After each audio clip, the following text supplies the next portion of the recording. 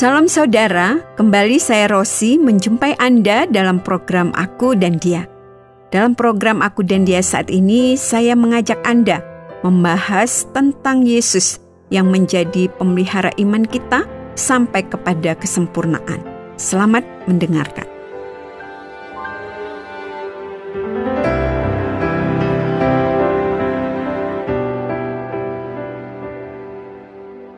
Aku sering tersenyum ketika melihat anak-anak tetangga kami bermain di depan rumah kami. Memang kami tinggal di sebuah perumahan yang tidak terlalu besar, sehingga kami hampir mengenal dengan baik semua keluarga-keluarga yang tinggal di perumahan kami itu. Termasuk juga kami mengenal semua anak-anak dari keluarga-keluarga itu, dan anak-anak itu juga mengenal kami. Karena kami saling mengenal demikian, maka anak-anak itu juga tidak menjadi malu kalau kami mendekati mereka dan bahkan berbicara dengan mereka. Suatu saat, salah seorang dari anak-anak itu, anak perempuan dari tetangga yang jaraknya sekitar 3 rumah dari rumah kami, berdiri sendirian saja di depan rumah kami. Karena ia berdiri sendirian begitu, aku menjadi penasaran.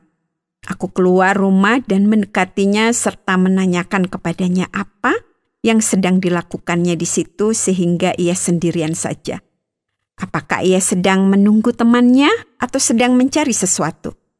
Tiba-tiba anak itu nampak seperti mau menangis dan ia mengatakan bahwa salah seorang temannya sudah jahat kepadanya sehingga ia tidak mau lagi bermain dengan temannya itu.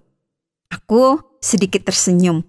Tetapi karena masih penasaran, aku bertanya tentang apa yang dilakukan temannya. Anak itu mengatakan bahwa temannya sudah mengejek dia.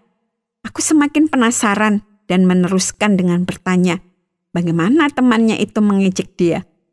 Dia mengatakan bahwa temannya mengejeknya dengan menyebut dia pendek. Dan karena ejekan itu, ia mengatakan bahwa ia tidak mau lagi bermain dengan teman yang sudah mengejeknya. Aku menjadi tersenyum karena aku tahu bahwa ia sebenarnya sangat dekat dengan temannya itu. Tetapi ejekan yang dikatakan oleh temannya mungkin sudah membuat ia sangat jengkel sehingga ia memutuskan untuk tidak mau lagi bermain dengan temannya itu. Aku ingat sebuah bagian di dalam firman Tuhan yang menuliskan tentang Yesus yang justru memilih untuk menanggung kehinaan dan siksaan bagiku. Surat Ibrani menuliskan tentang hal itu. Ibrani 12 ayat 2 dan ayatnya yang ketiga. Marilah kita melakukannya dengan mata yang tertuju kepada Yesus, yang memimpin kita dalam iman dan yang membawa iman kita itu kepada kesempurnaan, yang dengan mengabaikan kehinaan tekun memikul salib, ganti sukacita yang disediakan bagi dia, yang sekarang duduk di sebelah kanan tata Allah. Ingatlah selalu akan dia, yang tekun menanggung bantahan yang sehebat itu terhadap dirinya dari pihak orang-orang berdosa, supaya jangan kamu menjadi lemah dan putus asa. Aku menyadari betapa firman Tuhan ini sangat menguatkan aku ketika aku harus menjalani kehidupan imanku di dalam dunia ini.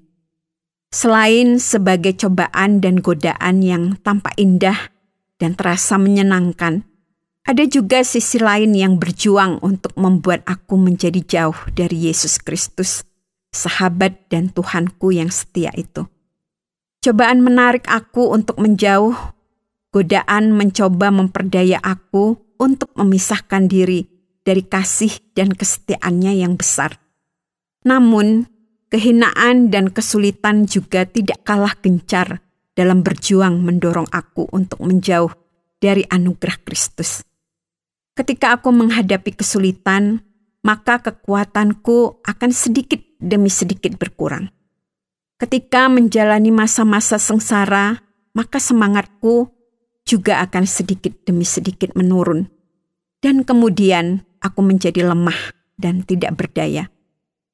Jika semua itu berlangsung dalam waktu yang lama, maka bukan sesuatu yang tidak mungkin bahwa aku kehabisan kemampuan dan kemauan untuk terus bertahan. Dan saat semua itu terjadi, maka yang aku rasakan hanyalah kelelahan, kelemahan, dan keputusasaan saja.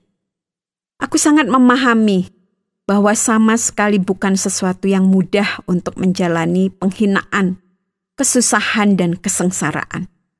Dalam masa-masa yang demikian, semua kekuatan dan kemampuan akan dikerahkan agar bisa dengan cepat melaluinya. Namun, ketika semua sudah diusahakan, segala sesuatu sudah dikerjakan, tetapi hasilnya belum keluar juga, maka keraguan mulai melanda. Pada saat-saat sulit yang demikian, semua jalan keluar nampak indah dan menarik, bahkan meskipun belum tentu jalan keluar itu adalah jalan yang benar dan yang sesuai dengan kehendak dari Dia, yang menjadi Tuhan dan penolong yang setia itu. Ketika aku ada dalam kegelapan, maka semua cahaya nampak sangat indah dan layak untuk didekati. Walaupun cahaya itu sebenarnya adalah cahaya yang justru akan merugikan aku sendiri. Aku sangat bersyukur bahwa aku bisa melihat teladan yang sangat luar biasa dari Yesus, Tuhan dan sahabatku. Ketika Ia datang untuk menjadi manusia di dunia ini, maka Ia sangat memahami bahwa Ia sedang memilih jalan yang sulit. Ia bisa saja tetap tinggal di surga dan memaksakan perintah dan kehendaknya kepada bumi dan alam semesta, termasuk manusia. Tetapi bukan itu yang dilakukannya. Ia menghendaki agar aku menyambut dan menerima kasih-Nya dengan kasih juga, bukan karena paksaan. Bahkan ketika Ia datang ke dunia ini, Ia bisa saja memilih untuk lahir sebagai seorang raja dan penguasa yang sangat terhormat. Karena memang Ia sebenarnya adalah pemilik dari seluruh alam semesta. Namun Ia datang dalam rupa yang hina, sehingga seperti yang dituliskan oleh Yohanes, pasal yang pertama ayatnya yang ke-11. Ia datang kepada milik kepunyaannya, tetapi orang-orang kepunyaannya itu tidak menerimanya.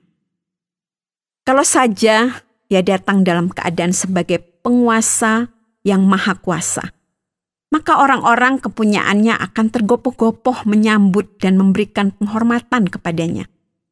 Namun, karena kasih-Nya yang besar kepadaku dan kepada semua manusia yang ada di dalam dunia ini, Ia memilih untuk lahir sebagai bayi di kandang yang hina. Setelah menjalani masa-masa sebagai bayi dan kanak-kanak di dalam keluarga yang sangat sederhana, Ia pasti merasakan dan mengalami masa-masa susah dan berkekurangan. Akan tetapi Ia memilih untuk menjalani semuanya itu dengan setia. Lalu, meskipun bisa saja Dia menunjukkan kuasa-Nya yang besar dan kemudian merebut semua tahta dari semua raja dan penguasa di dunia ini, tetapi Ia tidak juga melakukannya. Ia melakukan mukjizat ketika Ia menghendakinya dan ketika Ia melihat kebutuhan mereka yang ada di sekitarnya. Namun, Ia tidak memaksa mereka yang sudah menerima mukjizat-Nya itu untuk menjadi pengikut-Nya atau menjadi bawahannya. Ia tidak meminta mereka memberikan harta mereka kepadanya agar Ia bisa menjadi kaya. Ia justru memilih untuk menjalani kehidupan yang sangat sederhana, sehingga Ia pernah mengatakan di dalam Matius 8 ayat 20, "Serigala mempunyai liang dan burung mempunyai sarang, tetapi anak manusia tidak mempunyai tempat untuk meletakkan kepalanya." Aku sangat kagum kepada apa yang Yesus lakukan bagiku dan bagi semua manusia yang sangat dikasihinya. Setelah melakukan dan menggenapi semuanya, Ia bisa saja memilih untuk mengakhiri semuanya dengan baik dan tenang. Tetapi seperti yang aku baca di dalam surat Ibrani, Ia justru mengabaikan kehinaan dan tekun memikul salib ganti sukacita yang disediakan bagi Dia.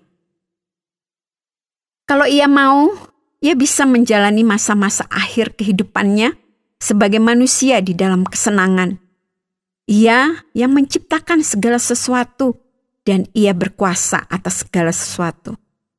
Namun, ketika sekelompok prajurit datang untuk menangkapnya, Ia membiarkan dirinya ditangkap. Ketika salah seorang pengikutnya mencoba untuk membelanya, Yesus menghardiknya sambil mengatakan, "Masukkan pedang itu kembali ke dalam sarungnya, sebab barang siapa menggunakan pedang akan binasa oleh pedang. Atau kau sangka bahwa aku tidak dapat berseru kepada Bapakku supaya segera mengirim lebih dari 12 pasukan malaikat membantu aku? Tetapi aku sangat bersyukur bahwa Ia memilih untuk membiarkan dirinya ditangkap dan bahwa Ia memilih disalib. Karena salib itulah yang menjadi keselamatan bagiku. Dan penderitaannya menanggung penghinaan dan kesengsaraan menjadi sumber kekuatan bagiku untuk menjalani masa-masa sulit di dalam kehidupanku sendiri. Dengan demikian, maka aku tidak akan menjadi lemah dan putus asa. Dia yang menolong aku memulainya ketika aku terus mendekat dan melekat erat kepadanya. Tak telah lambat pertolongan dari-Mu Tuhan. Kau setia dan tak meninggalkan. Erat ku pegang seluruh firman dan janji-Mu, Yesus. Kau bekerja mendatangkan kebaikan. Dengan iman ku nyatakan sekarang, dan langit pun takkan jadi batas bagi yang berharap padamu. Sebab Engkau Tuhan yang Maha Tahu, yang beri mimpi dan penglihatan. Aku mau hidup di dalam iman dan berjalan dalam kemenangan. Terima kasih Anda sudah mengikuti pembahasan kita mengenai Yesus Kristus yang memilih kehinaan dan kesengsaraan menggantikan kita, agar kita bisa mendapatkan kekuatan dan pengharapan ketika kita melalui masa-masa itu. Kalau Anda ingin memahami lebih dalam mengenai apa yang dikerjakan Yesus bagi kita, atau Anda ingin mengetahui hal-hal tentang pribadi Yesus itu, kami siap untuk menjelaskannya secara lebih lanjut untuk menolong Anda lebih mengenal Dia. Atau kalau Anda ingin kami doakan, Anda juga bisa menyampaikan pokok-pokok doa Anda kepada kami dan dengan senang hati kami akan mendoakannya. Anda dapat menghubungi kami lewat SMS atau WhatsApp ke nomor 081 333 777 386. Sampai jumpa, Tuhan Yesus memberkati. Mari kita beri kemuliaan bagi Allah kita yang memberi kita kemenangan. Kau bekerja mendatangkan kebaikan. Dengan iman ku nyatakan sekarang, dan langit pun takkan jadi batas bagi yang berharap padamu. Sebab Engkau Tuhan yang Maha Tahu. Terima kasih Anda sudah mengikuti program kami. Jika Anda diberkati, jangan lupa like, komen, dan share supaya Anda tidak ketinggalan setiap program terbaru kami. Jangan lupa juga untuk subscribe channelnya dan nyalakan loncengnya. Jika Anda ingin mendukung pelayanan kami, bisa melalui rekening kami berikut ini, atau menghubungi kami di sini.